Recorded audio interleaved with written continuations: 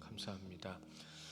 하나님의 말씀 같이 보시겠습니다. 함께 보실 말씀은 시편 34편, 구약성경 825면부터 시작되고요. 시편 34편 말씀을 함께 보시는데요. 다윗이 아비멜렉 앞에서 미친 척하다가 쫓겨나서 지은 시라는 제목으로 기록되어 있고요. 1절부터 교독하십니다. 내가 여호와를 항상 송축하며 내 입술로 항상 주를 찬양하리이다.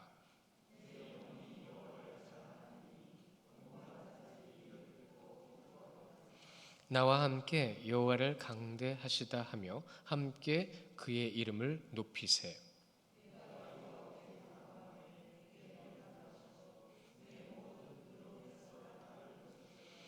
그들이 주를 앙망하고 광채를 지어냈으니 그들의 얼굴은 부끄럽지 아니하리로다.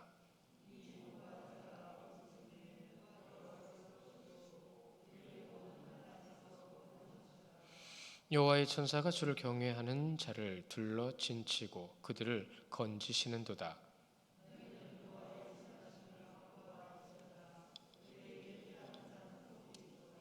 너희 성도들아 여호와를 경외하라. 그를 경외하는 자에게 부족함이 없도다.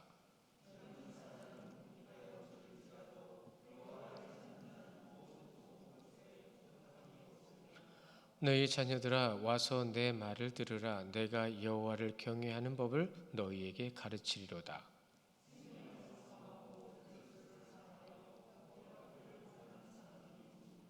내 혀를 악에서 금하며 내 입술을 거짓말에서 금할지어다.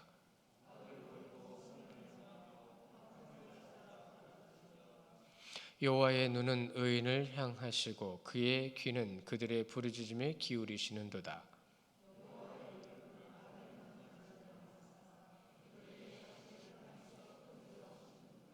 의인이 부르짖음에 여호와께서 들으시고 그들의 모든 환난에서 건지셨도다.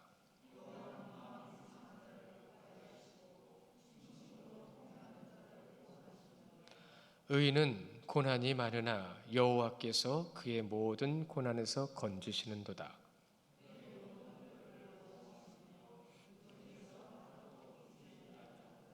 악이 악인을 죽일 것이라. 의인을 미워하는 자는 벌을 받으리로다.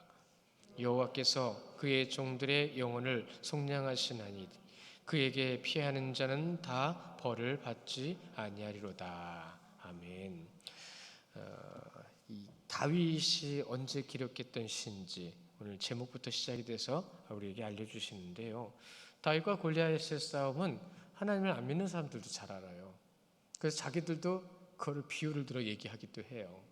그게 무슨 뜻인지도 모르면서요. 굉장히 유명하죠. 아주 중요한 사건입니다. 하나님을 믿지 않아도 알고 있는 그들은 놀라운 전쟁의 역사를 통해서 이 전쟁의 중요한 의미를 우리에게 전해주시는 것에는 별로 관심이 없는 것 같아요. 그냥 그런 싸움에서 자기가 이기고만 싶은 거죠. 세상적인 시각입니다. 다윗은 전능하신 하나님, 그렇죠? 전능하신 하나님을 순수하게 그대로 믿었던 어린아이였어요. 그렇죠? 골리앗은 누구였습니까? 그의 키의 한 3배 정도 됐을 거예요. 우상 숭배하는 이스라엘을 멸시하고 조롱하는 장수였습니다. 그런데 이 싸움에서 이스라엘 군대의 모습을 우리는 기억하고 있죠. 이스라엘 군대들이 어떻게 하고 있었어요?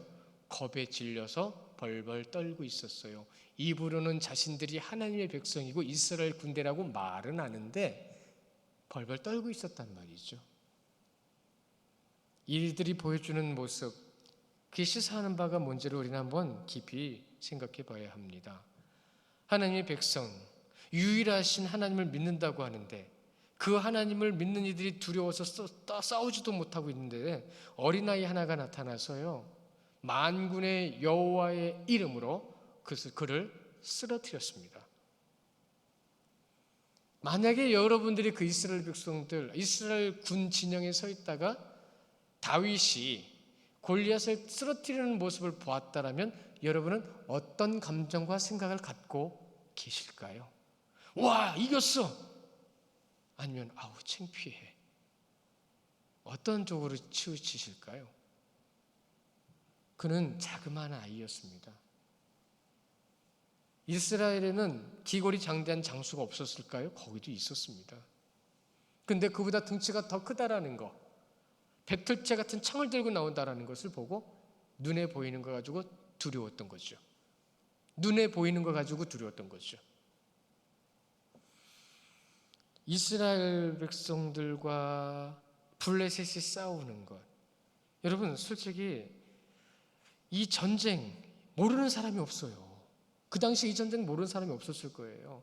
이스라엘 백성들은 가장 잘 알았을 거고, 이스라엘 백성 다음으로 잘 알았던 사람들이 누구였을까요? 그들이 바로 블레셋이었습니다. 다윗을 만나는 순간 뭐라고 얘기했죠? 이렇게 먼저 얘기했죠. 사울은 천천히요, 다윗은 만만히로다. 이 말이 누구의 입에서 나왔어요? 이 말이 아비멜렉 친아들 입에서 나온 말입니다. 왜요? 그렇게 천천만만 죽임당한 군인이 누구지요? 자신들 군인들이었어요. 블레셋 군인들이었단 말이죠. 그리고 난 다음에 4년이 지났습니다. 4년 정도 지난 기간이에요. 이 기간이. 4년 정도 지나고 이제는 사울에게 쫓기고 도망자의 신세가 돼서 어디까지 피할 수밖에 없었어요? 사실은 가면 안 되는 곳을 갔던 것도 사실이에요. 그것이 바로 블레셋이었죠. 블레셋에 들어가서 누구를 대면해요? 아비멜렉을 대면하게 되는 겁니다. 애굽의 왕을 바로라고 얘기하죠. 블레셋의 왕을 아비멜렉이라고 얘기를 합니다. 그 당시에 아비멜렉이 누구였냐면 아기스 왕이었어요. 골리앗과 싸움 이후에 있었던 일들 보세요. 아비멜렉 신하들은 그 보는 순간 다윗을 죽이려고 그랬습니다. 그 순간 다윗은 두려웠습니다. 다윗이 두려움이 없이 살았던 게 아니에요. 우리랑 똑같은 성정의 사람이었습니다. 그리고 나서 두려운 그 순간에 다윗이 뭘 깨달았다고요? 오늘 이 시편 34편을 보셨으면 무엇을 깨달았다라는 것을 답을 하실 수 있으셔야 돼요. 하나님은 나의 구원자시라는 거예요. 그 순간에서 나의 구원자는 하나님이시다. 사실 그 순간에 미친 척하고 침을 흘리며 벽을 긁었던 그 모습은 결국은 다윗에게는요, 자신의 믿음을 돌아보는 믿음 가운데에 자신의 믿음을 온전히 다시 세우기 위한 중요한 계기의 사건이 되었던 거예요. 바로 이때 기록한 것이 34편이죠. 삶을 주장하시는 분이시며 생명을 주장하시는 분이 누구시나요? 하나님이시잖아요. 다윗은 지금 그걸 고백하고 있는 겁니다. 누구보다도 분명하고 정확하게 고백한 사람이 다윗이에요. 여러분, 성경 시작부터 끝까지 다윗처럼 하나님을 고백한 사람이 몇 명이나 되는지 한번 찾아보십시오. 아니요, 여러분 주위에 그렇게 하나님을 고백하는 이들이 얼마나 있고 나는 그렇게 하고 있는지를 한번 돌아보셔야 합니다. 모든 상황에서요, 이렇게 전개되는 모든 상황이라 할지라도 하나님께서 하나님의 사람 중심으로, 다시요, 하나님께서는 하나님 사람 중심으로 모든 일들을 이루어 나가십니다. 다윗은 그것을 알고 있었던 거예요. 비록 내가 이 상황에 처해 있다 할지라도 이것조차도 다시 기회를 주신 하나님이라고 고백하는 겁니다. 이것조차도요. 역설이죠. 어떻게 그렇게 역설이에요? 살려고 미친 척 하는데, 죽기 싫어서 두려워 떨고 있어서 살 방법을 찾고 있는데 이것이 삶의 믿음의 기회라고요. 역설이죠. 보세요. 어리석고 약한 자를 들어 쓰시는 분이 누구시라고 그랬죠? 미련한 자, 약한 자를 들어 쓰시는 분이 누구시라고 그랬죠? 그분이 바로 하나님이시라는 거죠. 그것이 1절부터 3절까지 고백이 그것입니다. 바로 다윗의 간증이에요. 고백이에요. 하나님은 이런 분이시다. 1절에 내가 여호와를 항상 송축하며 내가 입술로 항상 주를 찬양하리이다. 보세요. 송축이라는 말의 뜻을 잘 알고 계신가요? 그것은요, 바로 무릎을 꿇는다는 뜻이에요. 무릎을 꿇고 예배한다는 말이 송축입니다. 송축이라는 말을 입으로는 고백하면서 무릎 꿇는 사람 제가 몇 명 못 봤습니다. 물론 겉으로 보이는 게 중요한 것은 아니에요. 찬양합니다. 할렐루야. 그렇습니다. 하나님을 찬양해야 합니다. 그런데 보세요. 내가 여호와를 항상 송축하며 내 입술로 항상 주를 찬양하리라라고 되어 있죠. 항상이라고 했습니다. 두 단어는 우리나라 말로 같은 말로 번역을 했지만 원문은 달라요, 조금. 왜요? 그 중요성을 강조하기 위해서 원문대로 뜻을 전해드리면, 먼저 항상이라는 이 빼콜레드라는 말은요, 이런 거예요. 바로 무릎을 꿇고 예배하는 모습. 언제요? 모든 때와 모든 시기에. 그게 항상입니다. 모든 때와 모든 시기에 내가 하나님 앞에 무릎 꿇을 수 있는, 송축하며 라고 되어 있는 거예요. 항상 송축하며. 또한 두 번째 항상은요, 타미드라는 말인데요, 계속 하겠다는 겁니다. 계속 하겠다. 내가 내 입술로 항상 주를 찬양하리라. 항상 찬양하겠다는 겁니다. 여러분, 지금 제가 전해드리는 내용에만 그렇게 듣고 가지 마시고요, 제목을 머릿속에 두고 따라오셔야 돼요. 지금 어떤 상황에서 그러고 있냐는 겁니다. 이것이 가능하냐는 거예요. 누구라도 이런 상황이다라면 하나님 부인할 겁니다. 내가 왜 여기까지 몰려와야 돼? 내가 왜 여기서 살려고 이렇게 발부둥 쳐야 돼? 하나님 살아계신다면 내가 그리스도이고 하나님 믿는다고 하는데 내가 이런 모습으로 있는 게 맞아? 하나님 안 계신 거 아니야? 라고 말하는 사람들을 봤습니다. 저는 그렇게 큰 것도 아닌데도 불구하고 하나님을 의심하는 사람들 너무 많이 봤어요. 여러분, 지혜라는 건요, 지혜라는 건 하나님의 뜻이 어디에 있는지 찾아가는 게 지혜입니다. 한 걸음 더 나아가면 그 지혜는 하나님 앞에 순종하게 하는 겁니다. 그게 지혜예요. 다윗은요, 죽음의 문턱에서 아기스 왕, 그러니까는 이 아비멜렉 신하들은 다윗을 죽이려고 그랬어요. 그 순간에 잘 생각해 보세요. 다윗이 지금 앞에 있습니다. 아비멜렉이 말에 타고 있어요. 그리고 신하들은 옆에 쭉 있습니다. 다윗이다, 죽이자 하고 막 이렇게 웅성웅성하는 거예요. 다윗은 그걸 보고 있어요. 그런데 그 순간에 이 아기스가, 아비멜렉이 뭐라고 하냐면 놔둬라, 블레셋의 왕이란 말입니다. 자신들이 가장 자랑스러워했던 골리앗의 형제들의 왕이에요. 그를 죽인 자예요. 사죽을 찢어 죽여도 시원찮을 판인데 놔두라. 절체절명이라는 말을 많이 쓰죠. 이런 상황 속에서 다윗은요, 하나님을 의지할 수밖에 없었어요. 그런데 잘 보세요. 인간적인 시각에서 벗어나서 하나님의 시각으로 그는 그 상황을 지금 보고 있었다는 겁니다. 있을 수 없는 일들이 벌어지는 거예요. 그것을 보고 있는 다윗의 눈이 지혜입니다. 하나님의 기름 부음 받은 자와 우상 숭배자 사이에서 하나님을 믿고 의지하는 다윗이었지만 사실 이 상황에서는 다윗이 할 수 있는 게 아무것도 없잖아요. 아기스의 신하들이 앞에 있다는 건 군사들이 완전히 둘러쌌다는 얘기예요. 할 수 있는 게 아무것도 없어요. 그 상황에서 그는 가장 낮아짐과, 잘 기억하셔야 돼요, 가장 낮아짐과 철저하게 인내의 자리에 있었던 거예요. 완전한 바닥인 거예요. 인생에서 그렇게 바닥까지 갈 수 없는 바닥까지 내려간 거예요. 그러한 바닥에 내려가서 삶 속에서 가장 낮은 바닥의 이 순간, 가장 고통스러운 이 순간, 이것이 바로 인내라고 표현하고 있지만 그것을 견뎌내고 참아내고 있었던 겁니다. 단순하게 그가 미친 척한 게 아닙니다. 인간이 할 수 있는 가장 바닥을 그는 경험한 거예요. 무엇으로 경험한 줄 아십니까? 바로 이 질그릇으로 경험한 거예요. 낡아지는 인생의 이 육체를 가지고 그걸 경험한 거예요. 아, 육신은 그런 거구나. 살고 싶어서 이렇게 발버둥 치는 거구나. 그런데 그것조차도 다윗은 고백합니다. 이러한 곤고한 상태, 2절에 보면 공고함이라 나오죠. 공고함이라. 내 영혼이 여호와를 자랑하니 공고한 자들이 이를 듣고 기뻐하리로다. 말이 돼요? 그러한 공고함을 지금 겪고 있는 그 상황에서 뭘 하냐고 하냐면 여호와를 찬양하라는 겁니다. 우리가 다윗의 그 심정 안 겪어봐서 몰라요.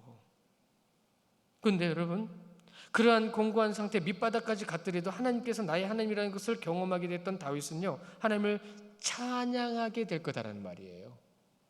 하나님을 찬양하게 될 거다라는 말은 이 모든 공고함이 지나갈 거다라는 얘기입니다. 그 후에는 하나님의 놀라운, 이것이 바로 하나님을 자랑해야 될 만한 종말론적 시간인 거예요.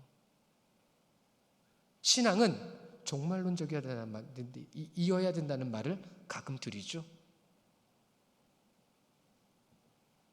어떤 일이요? 그 무슨 일이 그 바닥에 침을 흘리면서 벽을 긁어가면서 미친 척하는 것만큼 비참한 일이 또 있을까요? 살고 싶어서요. 이렇게 살고 싶어서 미친 척하고 진짜 미친 사람처럼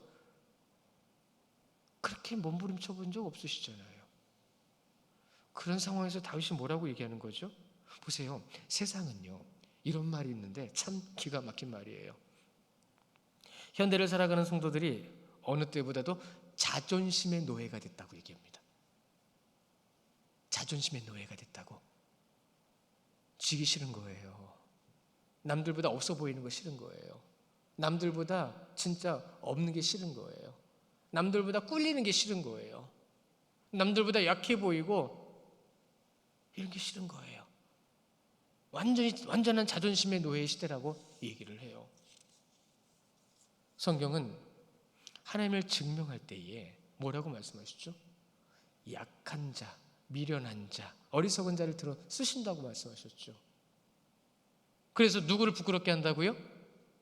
우리 말씀 같이 볼까요? 고린도전서 1장 27절에 있는 말씀인데요. 이 말씀 같이 봅니다. 시작. 그러나 하나님께서 세상에 미련한 것들을 택하사 지혜 있는 자들을 부끄럽게 하려 하시고 세상에 약한 것들을 택하사 강한 것들을 부끄럽게 하려 하시며. 한 절 더 볼까요? 고린도전서 9장 22절입니다. 시작. 약한 자들에게 내가 약한 자와 같이 된 것은 약한 자들을 얻고자 하며 내가 여러 사람에게 여러 모습이 된 것은 아무쪼록 몇 사람이라도 구원하고자 함이라. 과정도 중요해요. 근데 과정은 결과 때문에 있는 겁니다. 이건 성경적인 말로 말씀을 드리는 거예요. 과정도 중요합니다.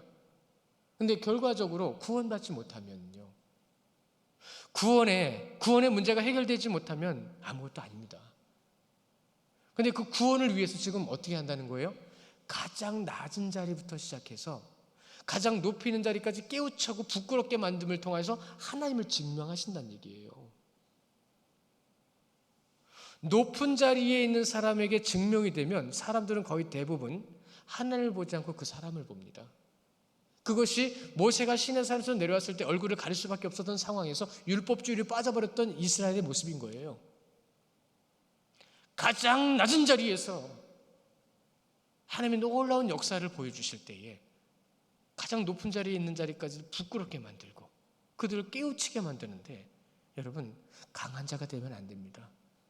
강한 자는 곧 교만에 가는 길로 연결되어 있다고 그랬어요. 천국을 향해 가는 천국의 백성, 이제 주님을 만나는 그 순간이 되면 모든 걸 이해하게 되겠죠. 모든 걸 깨닫게 되겠죠. 모든 걸 다 알게 되고 모든 문제가 다 해결될 것입니다. 그래서 천국을 향하는 백성들은요, 하나님이 어떤 분이신지를 그 과정 가운데 더 많이 알아가야 되는 거예요. 그래서 천국의 기쁨을 누리고 천국을 확장하는 교회가 되어야 합니다. 천국의 기쁨을 누린다, 즐거움을 누리는 게 아닙니다. 진짜 신이 누군지를 우리 3절의 말씀에 이렇게 돼 있죠. 3절 말씀 같이 읽어볼까요? 3절 시작. 나와 함께 여호와를 강대하시다 하며 함께 그의 이름을 높이세. 광대하시다라는 말, 높인다라는 말은, 특히 광대는 좀 어려운 말이니까 풀어드리지만, 이 높인다라는 말은 인간의 시각, 세상적인 일반적인 시각이 높은 자리가 아니잖아요. 그것이 교회에 들어와가지고 교회에 계급이 생겨버렸습니다. 보세요. 계급이 생기니까 하나님보다 높은 계급 사람을 먼저 눈치 봐요. 그건 교회가 아닙니다. 사람을 눈치 보는 거는 교회가 아니에요. 하나님을 눈치 보는 게 교회입니다. 보세요. 여호와, 광대하신 여호와, 그 이름을 높이세. 여기서도 반복되는 게 있죠. 뭐죠? 함께입니다. 함께. 함께라고는 이 야흐다흐라는 말은요, 우리가 참 잘 많이 들어본 말씀이에요. 연합이라는 뜻입니다. 함께, 연합해서 하나님을 찬양해야 되고요, 연합해서 하나님께 영광 올려드려야 되는 거예요. 그 연합이라는 말, 이 연합이라는 말이 없이는 여호와를 광대하시다라고 말할 수 없다는 거죠. 왜요? 광대하시다라는 말은 존귀하시고 위대하시고 가장 높으신 분이라는 분을 뜻을 말하는 게 광대하시다는 뜻인데, 성도 모두가 하나님을 찬양하지 않는다고 한다면 여호와를 광대하시다 말할 수 없는 겁니다. 그런 교회는 있으면 안 됩니다. 바로 그 연합하여 함께 하나님을 찬양하는 것이 교회론의 핵심이에요. 연합, 하나님과의 연합, 교회 성도와 연합, 이것이 여호와를 광대하는 자의 모습입니다. 여러분이 여호와를 광대하다라고 그를 높이 찬양하며 즐겁게 찬양하는 자들이라고 한다면, 여기에서부터 계신 분부터 여기까지 계신 분이 모두가 다 어떻게 돼야 된다고요? 연합되어야 된다고요. 다윗은 비록 지금 혼자서 고통을 겪고 있지만 이스라엘 백성을 대표하는 사람이었습니다. 그가 지금 느끼고 경험하고 있는 건 인간이 어떤 존재다라는 것을 분명히 느끼고 있는 거예요. 깨달아가고 있는 거예요. 그 깨달음을 통해서 하나님 앞에 고백할 때에 역시 우리 하나님은 찬양받으시기에 합당하신 분이다라는 것, 거기에 이르게 되는 거죠. 이사야서 45장 21절의 말씀 같이 보실까요? 함께 봅니다. 시작. 너희는 알리며 진술하고 또 함께 의논하여 보라. 이 일은 옛부터 듣게 한 자가 누구냐? 이전부터 그것을 알게 한 자가 누구냐? 나 여호와가 아니냐? 나 외에 다른 신이 없나니 나를 공의를 행하며 구원을 베푸는 하나님이라. 나 외에 다른 이가 없느니라. 하나님이 알려주시기 때문에 우리가 그 말씀을 저는 부족하지만 통해서 제가 준비한 것을 통해서 전해드릴 때에 그 뜻의 원문의 뜻과 하나님의 마음과 하나님의 뜻이 우리 성도님들에게 전해져야 되는 것이 중요한 거죠. 그렇게 전해지는 자리에서 그것은 무엇으로요? 너희는 알리며 진술하며 의논하여 보라. 그게 지금 이 자리입니다. 우리가 함께하는 이 자리예요. 말씀을 나누는 자리라는 겁니다. 이 자리를 통해서 이 일을 옛부터 듣게 하신 자가 누구냐? 이전부터 그것을 알게 한 자가 누구냐? 모세오경 누가 쓰게 하셨어요? 하나님이 쓰게 하신 겁니다. 이후에 역사서가 있고 시가서가 있고 또한 그 가운데에 우리가 선지서가 있죠. 이 모든 말씀은 거기에 나와 있는 그들에게 하나님께서 쓰게 하신 거예요. 경험하게 하시고 알게 하신 거예요. 우리는 그것을 다 가지고 있습니다. 그러면 우리는 지금 다윗이 말하는 것처럼 찬양할 수 없는 중에 찬양해야 되고요, 또한 영광 올려드릴 수 없는 중에 모든 상황에서라도 우리는 하나님에게만 영광 올려드려야 되는 거예요. 그것이 다윗은 우리에게 믿음이라고 얘기하는 겁니다. 하나님의 믿음은 좋고 즐거운 것으로만 증명되지 않습니다. 외적인 찬양의 모습? 외적으로 보여드릴 수 있어요. 그런데 여러분, 외적으로 찬양을 드릴 때에 그 외적인 찬양은 어디서부터 시작되어야 되느냐? 다윗이 경험한 하나님의 놀라운 구원의 역사와 영혼에 울려 퍼지는 성령의 충만함으로 그것이 나타나야 된다는 뜻으로 말씀하고 있는 거예요. 나는 여호와만을 찬양하겠노라. 이 심령에 하나님만을 찬양하겠다고 하는, 그런데 어찌 하나님을 전하지 않을 수 있고요, 어떻게 그분의 말씀에 순종하지 않을 수 있으며 모든 상황에서 하나님의 주권을 인정하지 않을 수가 있을까요? 4절부터 7절의 말씀에 보면 이제 백성들을 향해서 말씀하는 거예요. 4절부터 7절 우리 같이 한번 읽어볼까요? 4절부터 7절, 우리 모두에게 주시는 말씀이라는 분명한, 지금 아비멜렉 앞에서 쫓겨나서 간신히 살아난 다윗이 이렇게 고백하는데 이것을 우리에게, 모든 백성에게 말하는 거예요. 같이 봅니다. 시작. 내가 여호와께 간구하며 내게 응답하시고 내 모든 두려움에서 나를 건지셨도다. 그들이 주를 앙망하고 그들의 얼굴은 부끄럽지 아니하리로다. 이 공고한 자가 부르짖음에 여호와께서 들으시고 그의 모든 환난에서 구원하셨도다. 여호와의 천사가 주를 경외하는 자를 둘러 진치고 그를 건지시는도다. 백성들에게 선언하고 있는 거예요. 하나님이 이런 분이시라고요.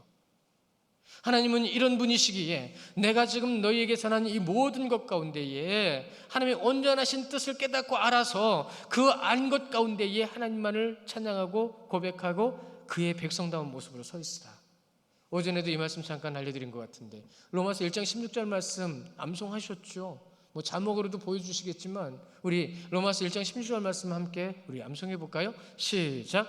내가 복음을 부끄러워하지 아니하노니 이 복음은 모든 믿는 자들에게 구원을 주시는 하나님의 능력이 됨이라. 먼저는 유대인에게요, 그리고 헬라인에게라. 우리가 헬라인입니다. 영적으로는 우리가 유대인이에요. 이 시대의 영적으로는 우리가 유대인이에요. 그런데 우리는 혹시 율법주의에 빠져 있는 건 아닐까요? 구약의 유대인들처럼? 드러나는 것이 중요한 게 아니라 이 중심의 성령의 인도하심이 중요한 거예요. 골리앗을 이길 수 있었던 것은 여러분 다윗이 하나님을 찬양하는 삶을 살았기 때문이라고 얘기하는데, 이 하나님을 찬양하는 삶이라는 말을 성경적으로 신학적으로 말씀을 드리면 그는 하나님 앞에 깨어있는 삶을 살았다라는 겁니다. 항상 하나님을 생각하면 찬양하게 돼 있어요. 항상 하나님을 바라보는 삶은 말씀을 보게 돼 있어요. 그래서 오늘 이 말씀, 오늘 7절부터 6절, 4절부터 7절까지의 말씀을 이렇게 정리를 해볼 수 있어요. 여호와를 평생 동안 찬양할지어다. 삶이 찬양이 되어라. 그래서 8절부터 21절까지도 우리가 말씀을 보면 제가 여기서 질문을 두 가지를 드리고 볼 텐데요. 뭐냐면 이 8절부터 21절까지 보시면서 찔리는 부분과 감동되는 부분을 분명히 찾으셔야 돼요. 분명히 있으십니까? 라고 질문하는 거거든요. 우리 8절부터 21절까지 같이 교독합니다. 제가 먼저 너희는 여호와의 선하심을 맛보아 알지어다. 그에게 피할 자는 복이 있도다.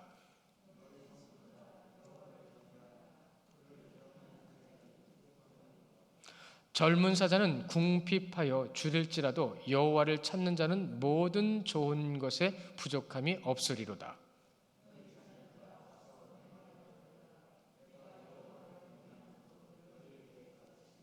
생명을 사모하고 연수를 사랑하며 복받기를 원하는 사람이 누구뇨?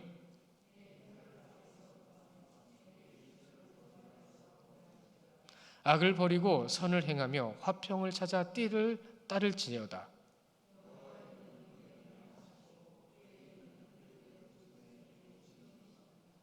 여호와의 얼굴은 악을 행하는 자를 향하사 그들의 자취를 땅에서 끊으려 하시는도다.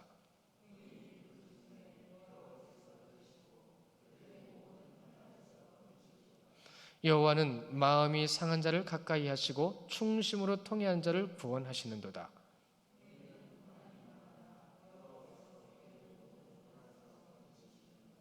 그의 모든 뼈를 보호하시며 그 중에서 하나도 꺾이지 아니하도다.